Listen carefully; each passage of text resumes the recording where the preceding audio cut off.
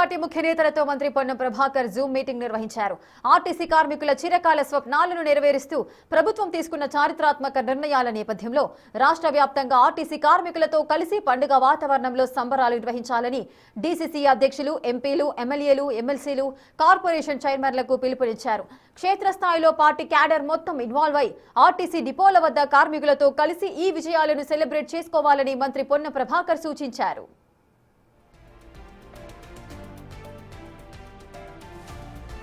గత ప్రభుత్వ హయాంలో ఆర్టీసీ కార్మికులు 55 రోజుల పాటు సమ్మె చేసిన ఒక్క హామీని కూడా నెరవేర్చలేదని, ఆ సమయంలో 30 మందికి పైగా కార్మికులు ప్రాణాలు కోల్పోయారని మంత్రి గుర్తు చేశారు.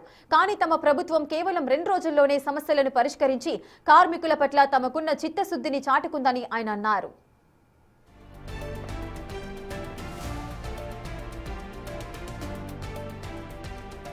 బీజేపీ ఎంపీ బండి సంజయ్ శవ రాజకీయాలు చేయడం మానుకోవాలని మంత్రి హితవు పలికారు.